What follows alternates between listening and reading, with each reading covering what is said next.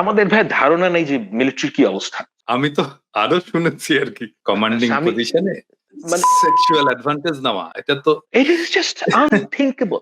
মানে একটা জেনারেল লেভেলের লোক তার মেয়ের থেকে কম বয়সী র্যাঙ্ক পাওয়া মেয়েদেরকে সে সেক্সুয়ালি অ্যাবিউজ করেছে।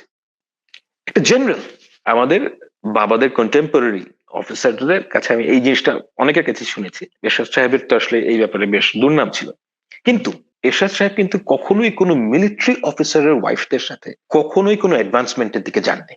সেই ব্যাপারে উনি অত্যন্ত সুনাম আছে ওনার।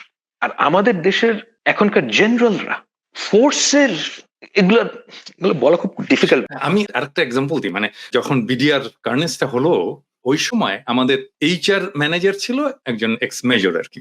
তো আমাকে বলছে সে যে স্যার আপনি জানেন যে একজন আর্মি অফিসার সে কোন জিনিসটাকে সবচেয়ে বেশি ইয়ে করে প্রোটেক্ট করতে চায়, সেটা হচ্ছে যে ডিগনিটি, মহিলাদের ডিগনিটি, আর্মি অফিসারদের ডিগনিটি, আর্মি অফিসারদের ওয়াইফদের ডিগনিটি। আমাকে সে বলছে যে আপনি কখনোই দেখবেন না যে আর্মি অফিসারের ওয়াইফকে কোনোভাবে অসম্মানিত করেছে কেউ, সেটা একজন আর্মি অফিসার মেনে নেবে, কখনোই মেনে নেবে না।